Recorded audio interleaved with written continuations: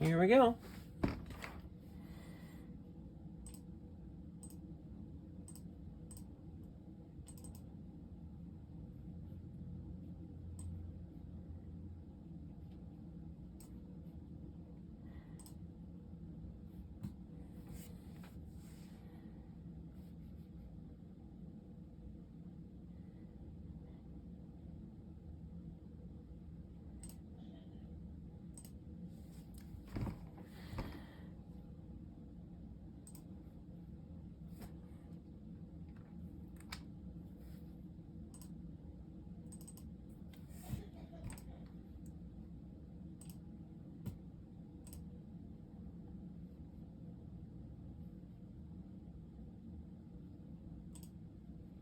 Want to discover the French culture?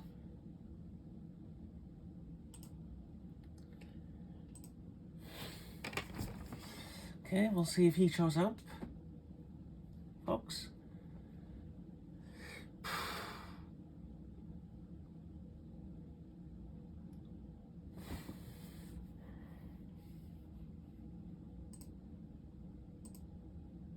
Can you hear me? Hey, can you hear me?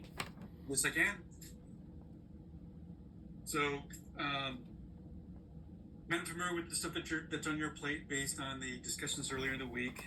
So I know that you've worked on completing the loading dock yesterday.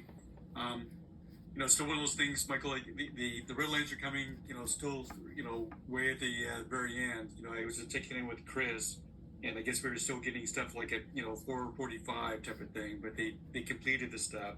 So I think that's one of the things to still work on is ultimately the timeliness of the red lines that impact the text. And then I believe today we switched some of your roles, responsibilities to get things done. But the tipsy putt is what's next. How are the red lines going on that? I got some of those done. The priority, I just got a text from Nick Steele. They need the special inspection form for ISI filled out by the end of the day. Okay, well, yeah, definitely take care of that. And I'm assuming that the TIO is probably only like about no more than a half-hour task. I mean, usually what it is check boxes and potentially are you signing it? Who's signing it? I'm not. I don't know who's signing it. I'll be honest. Yeah. So. And I want to be sure we don't miss something. Because there's other options. On the plans, there's structural observation of certain areas in the loading dock because I don't know how they're connected. So I want to be sure those are on there. And then there's also other stuff, and I went through the plans just to check to be sure we don't miss it. Such as fireproofing. That's on the box. It has to be checked. Well, focus. Yeah, and mainly just focus on our structural ones. Obviously, if there's other ones that are architectural, almost, get the fireproofing on there. That's quasi as structural architectural. But Michael, believe me, I don't spend a lot of time, on those TIOs. Basically, I would say that I probably don't spend much more than 5 minutes or so, and then beyond that, it's getting my digital signature on the TIO. So, and then the structural observations. It's a little bit bigger job. I can see doing that. But I know you're more of a building official. I don't necessarily offer up a lot of these structural observations, except for when it's specifically required. Let's say like for a new building where we have to go look at the lateral system or something like that. Okay. For the existing building, I always do it because if you don't know how it's connected, there's nothing we can do about it until they open it up. Well, yeah, but that could be. So this is So what happens? This is my opinion. Is you would still do that as far as our own internal scope to see how it's going from a site visit, but as soon as you put it on a TIO, then they're going to look at it to say, did you complete that task? And then they're going to want correspondence later to support that you completed that task. And so, it actually ends up sometimes becoming a problem to close out a job when you have to actually add some of that stuff that that you've identified on a TIO. So minus your building department hat, um, yes, we will still do that based on our roles and responsibilities to check it. But if it's not technically required from the code, especially on an existing building, because again, it's mainly, I have to be a little more descriptive anymore for OSHPD jobs, but commercial jobs, I'm always anxious to add more than we need to, because then, when you get to the end of the job, they're going to say, well, did you complete this task? Yeah, because I've had times in the past where the building departments have added stuff on there, and for the observations if they don't get a clear answer, and that's how you get it out of the building department.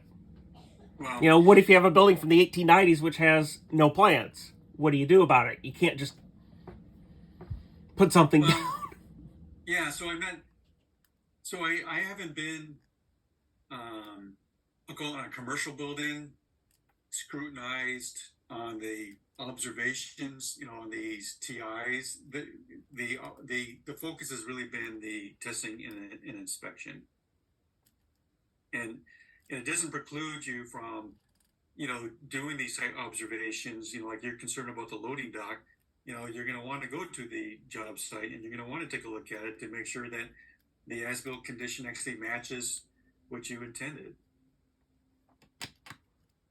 So this is a thing about being efficient, as far as cost and everything else, because we we make assumptions. We got to be semi-competitive, and we can't offer up everything in the world type of thing. So we're trying to make money. Mm-hmm.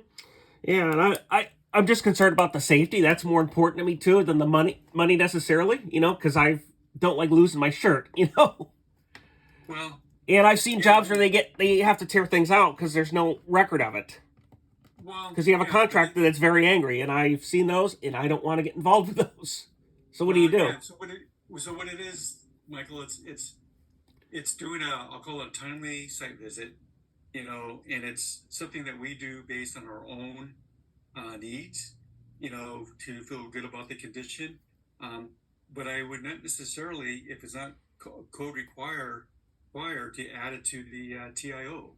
And so then, I don't know how much time you anticipated spending on the TIO, but basically, if it became like a half a day effort, that's not a realistic time expenditure on that form.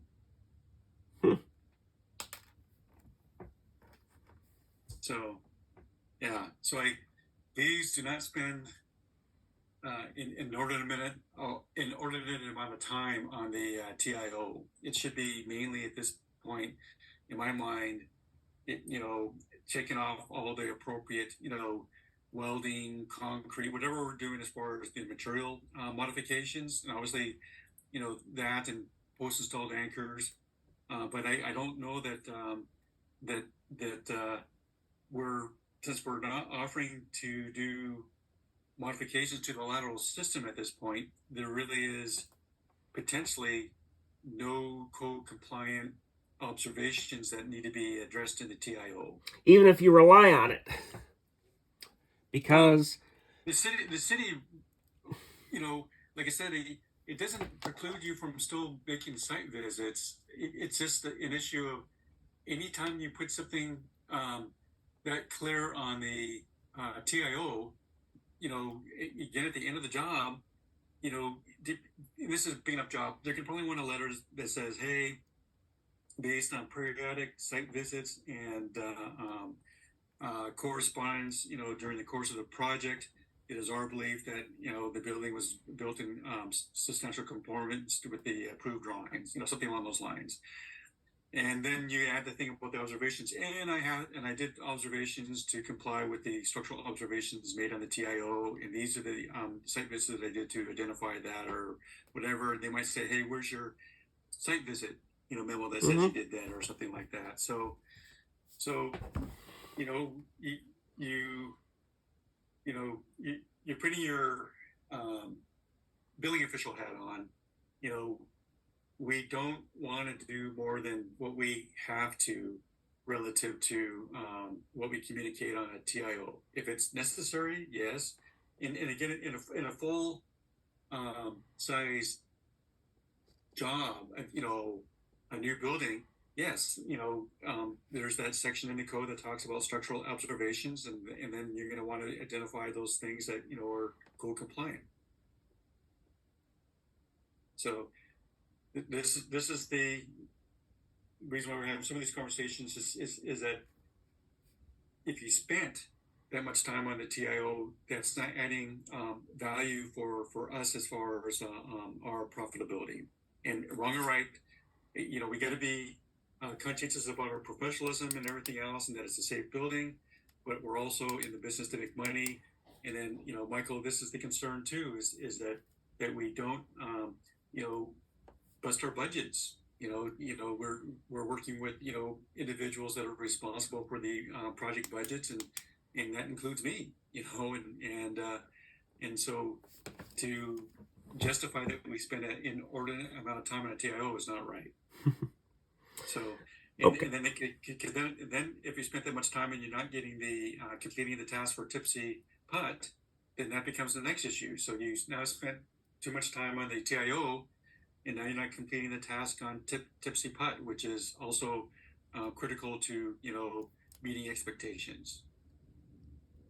Okay, so the speed is more. What you're saying, and I want to get this straight, is the speed is more important, to keep within the budget, basically. So, Well, and I don't. We ultimately do not want to take a shortcut that becomes a life safety issue, or doesn't become an appropriate uh, due diligence. But you can't necessarily do things that don't necessarily, in my mind, add value, to the outcome. And so yes, you have to do a balancing act, but you have to make judgments based on what's important from a financial standpoint too. I mean, you can't, it's like when we define a scope, on a project, and if the scope starts changing, we have to identify that so that we can be compensated. okay. So, so the yes, financial outcomes are important, but at the end of the day, if we need to do something that's professionally prudent, we will, even if that means it's a loss and we don't get paid for it. But the goal is that if we have 10 jobs that we're profitable on 8 of them, and then maybe we're losing a little bit of margin, on 2 of them, but not a lot. Mm-hmm. Margin being profitability. So the our clients are, more directly the internal architects, the PMs, principals, contract working with the client. We also want to make sure that we're developing relationships with the clients ourselves, because, basically we're trying to promote, the fact that, being an A&E service is a positive. So we do have to appease multiple individuals, but at some point, if the internal clients don't believe that we'll be able to be financially successful in their projects, they will go to an outside consultant who will not, charge them extra money beyond their contract amount. So every hour we spend gets docked against the job, and it doesn't, so if a consultant did that, then that's just their impact to their profitability. But it doesn't mean that it's going to be impacting the profitability of the architect. Mm. So you got to be careful about, this is all about relationships, and so obviously the architects want us to do complete drawings and help improve our overall image, but they also want to be profitable because they're being judged on the profitability of their projects. Hmm. Okay. So, so let's talk about tipsy cup. So, so let's say, that you get the TIO, that you got to get that wrapped up. And then, so if you're not sanding it, then, Michael, do you plan on sending it to me to put my signature on it?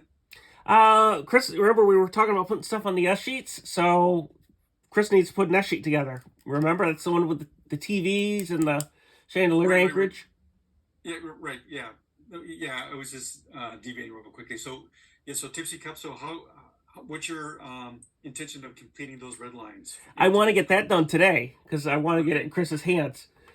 okay, perfect, And perfect. yes, I did get Chris some stuff Wednesday at night. I gave it to him. I sent him a text and it's there. So he got some stuff on Wednesday, some stuff in the morning, and then I understand we're in a time crunch, so I usually divvy it up because I don't want people to sit around. Right, That's not right, good for him. right. Before he complained, I didn't alert him enough, and he was in a rush, and I felt I didn't want to do that to him again. No, no, that's perfectly correct. The only challenge in that one was that um, was getting, they were trying to wrap it up and give it to Nick, and basically, the red lines were coming all the way up to the very end of the working day. So, you know, the conversation on this one is that you got to work to improve on the timeliness, and and my understanding too, on the loading dock is that that assignment was identified a couple of months ago, and so it doesn't mean that there's not a tendency to get things done at the last minute, but there was enough time to ultimately complete that without it having to become a last minute rush. So, How does that? Sorry for so I didn't mean to interrupt you. I'm gonna do this. yeah, and all of this, Michael, at this point is the intent is to have conversations about how to be successful relative to the points that have been identified, and so part of it, I got to close out of something here. Uh, um, is as we're discussing is don't overdo the TIO, be financially responsible for the project, and then the timeliness, basically, relative to giving correspondence relative to um, details that might have an impact for the rest of the design team.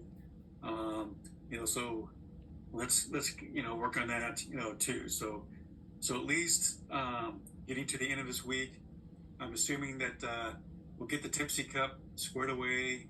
Um, you know, Michael, I don't know what's on your plate, next, but I think we still need to carve out, more tasks for you potentially on intuitive. I got to put together an ad service with Nick for elements that I guess that are changing, and also we got the medical equipment that was not in the original Mm-hmm. scope. Get some more money with that, and I don't know exactly where the SRI is relative to getting the green light to move forward on the new revisions. And then I believe the revisions capture some of the work that you've done before in the past, so it's not a total redo. Mm-hmm. So, so beyond that, what you're thinking that's on your plate in the near future, to stay busy. Let's see. I've got that. They're supposed to be starting that accident thing for TechSmart. They haven't got the C of O yet. Do I work on it without them having the contract and the C of O paid for? Well, probably not, but if you need to go out there and get it going, then I would just talk to the PM. Who is it? Lisa? Who's the Lisa Maeda, PM? yeah. Yeah, just let Lisa know, and then I got to work on this upper bowl partition. They sent a shop drawing out, I, which is I, not addressing the issues. And my guess is that somebody still probably has to go to the job site to see what the obstructions are up above. And so my intention was to mark up the shop drawing with what I believe needs to happen. This is a situation where a couple of things: the upper bowl partition, the typical details, had the expansion anchors, to unistrut and rods and everything else that we're sticking down. And then for the heavier load areas, we put in additional beams to carry the load, so we didn't have to rely on an expansion anchor. So now they're worried about the quality of the concrete because they're not even able to get a torque value on the bolt.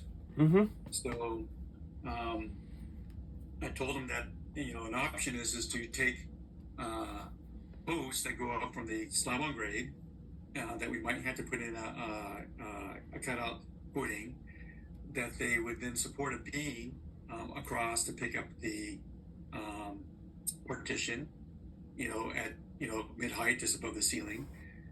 And I said, you got to take the post because you got to resist lateral loads on it, and you got to use a beam with a wide flange so that it has a good unsupported length, to develop the flexural capacity.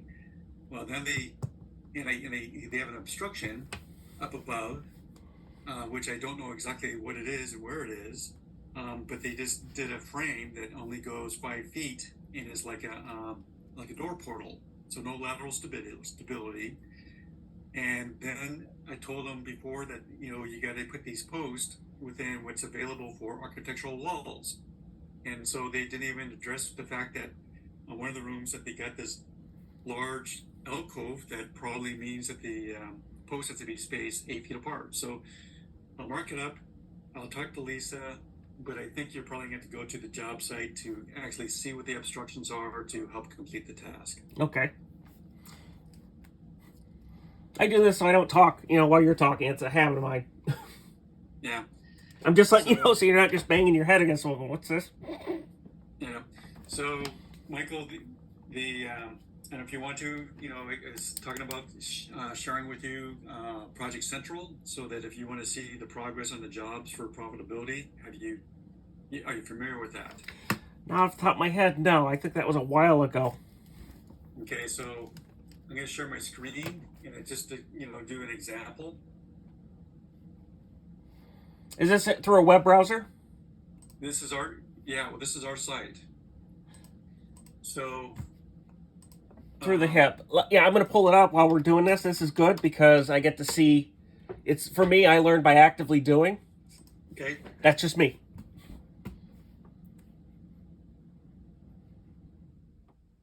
Okay. Okay, so I'm on here. So I go to projects. Projects.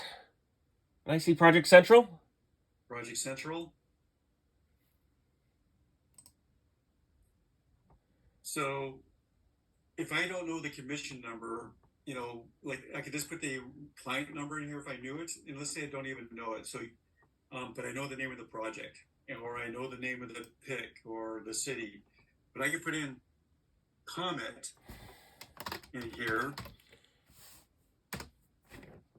and it'll come up with anything that has Comet in the project name. Mm-hmm. And then if I wanted to go to one of these, and this one, because there's multiple amendments, what we could do is I don't know if this is the one that has structural services. I think multiple ones have structural services in it, but you hit the name. Yep. And then it will describe the project a little bit on here, and then there's this is a project initiation worksheet. This is what the budget. Okay, it just asked me to log in. Nothing happened. Oh, you're kidding? No. Maybe my HGA login? Well, let me try that first. Okay.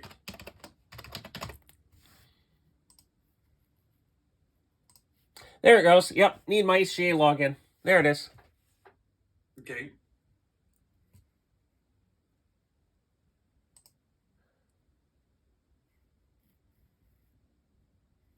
So tell me when you're... I see the billing, yep. Okay. So on the second page, it's when it starts to get to all the financials. And so I know that this one has more amendments, but then let's say the initial budget on here was only 15. And it assumes the hourly rate, and it assumes, the amount of hours. but then you go back to the first page we were at, then it has the actuals. Now, this doesn't get you a breakdown of who the individuals are, that it was Chris helping out, or, your hours, my hours, but then at least when you were putting the, on your timesheet, into this phase, 01, this would have been the billable amount, and then this would have been the hourly rate, and it's still is not quite it's still a little bit lower than your billable hourly rate. So basically, Michael, you're at I think it's 153,000. I think is your about that, yeah. Your yearly, it's about 2080. So your hourly rate would be roughly $73.55. Yep. So that means that portions of these hours also include Chris, that's at a lower hourly rate. And then, so too, this is at a high profit margin to get to this 25. That's at 3.621. So HGA's break even is roughly about 2.8. So if we made no profit and we took your salary times 2.8, that would be a break-even cost. So you can imagine at 3.621, that's probably closer to like a 30% profit. So without the PM modifying that, that becomes the default. The firm's goal is not to be at 30% profit. The firm's goal is to be at 15%. So this, if you were to adjust this DSC value here to a lower number to account for more like a 50% profit, this would be a smaller number. Okay, so I do that just to make sure that I'm, looking at it more accurately about what is the goal, and not getting too bent out of shape that, it was 25 when at a 50% it might be only 22. So I'm just showing you this as an example, is that when you're working on projects, if you're, it's probably more important as we, start on a project to be aware of what the goals are as far as the fee and the scope. And then if you want to see how it's going from, profitability, again, this won't show you this report, how much, this only has also reimbursable expenses. Yep. But this report won't give you all the breakdowns of individuals and the hours. I see. So I'll get that stuff sometimes incrementally, where I'll take a look at it more carefully. But being the senior guy on the job, it's probably more your responsibility than, let's say, Chris's, to understand how the job's going financially. Okay. This is good, Brent. Thank you. Can I work with you on a few of these so I get the hang of it? I want to be sure I get this right. That, to me, is more important. Yeah, because, I'll let you...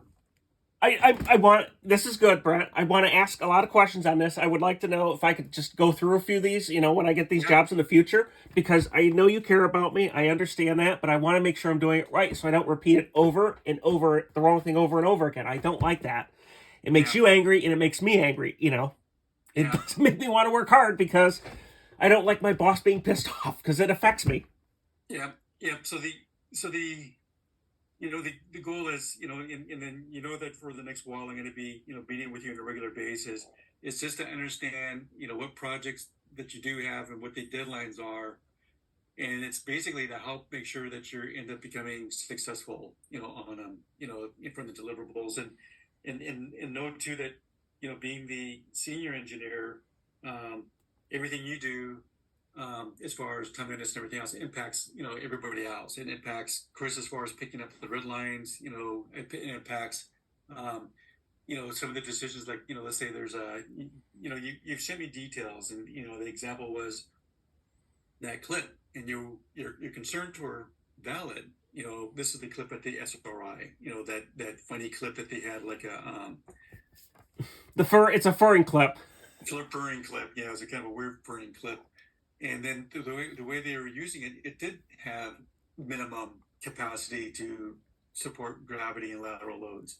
But then what I find out afterwards is that this was something that was identified, last year, as an issue. And so then now, we're identifying, what it should have been done is within maybe the first week on the outside, that we would have identified that as being, what, you got to think of a different system, because these are the concerns that we're having.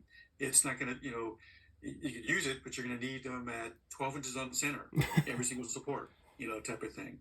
And then the other thing that got zeroed out, because the other thing is they want to break through the electric barrier.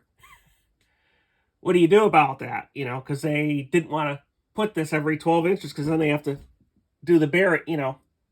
Right, but ultimately we said it's not a good detail ultimately, but late in the game, right?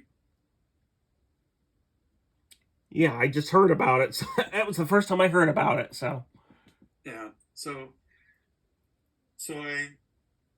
it's just I'll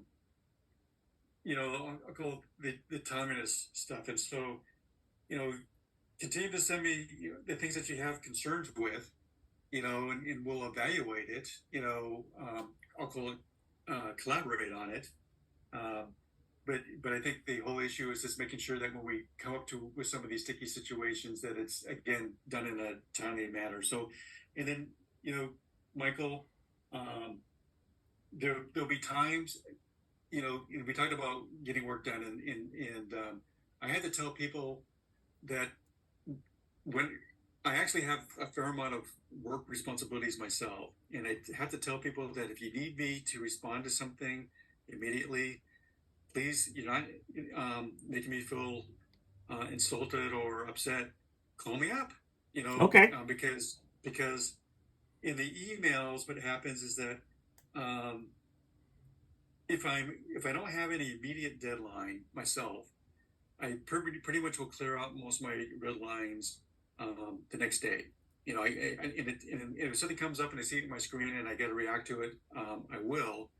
But there's so many times where I'm not able to get to it, and I get 150 emails a day, and so it takes a while actually to get through them. A lot of it is waste. It's nothing that I have to respond to, but it's still something I have to click on to delete. And so if something needs to be done in a more timely manner, and then even on the Teams, I have to admit that I actually have to open up Teams, because unless I see it come up immediately, it goes into the Teams folder, and I actually have to open up Teams and hit chats to see what all the messages are. It's not like the email where it's there. You actually have to open up Teams to see that you have a chat. Okay, yeah. Well, the problem I have with it is like ISI. It's like every 30 minutes seems like it's going off. Right. And that breaks my concentration, especially with this loading dock thing. We're reusing putting the wall. There's so much, I wanted to reuse the existing stuff first because I didn't want to tear it out. Right. So part of it may be my fault too, and I'm going to be honest, because when there's so much information, yeah, trying to absorb it. Yeah. So I don't know. It's nothing you did. It's just there's just been so much going on, Yeah. Well, and maybe the thing to do, and I'm going to do this, what I used to do with email. The thing I like about emails is you can print them, so I have a physical copy, because it's easier to remember that than the screen for me. That's just how I work. Because it's easier to hold a piece of paper. I don't think it's going to show up that well, but basically, based on my emails and the ones that I have to, it's not coming up very good, Michael, but I'm always writing the ones that I need to address, and then I cross them off as I go, because even if I put a flag on it, I need to have my list of things that I got to go through. So So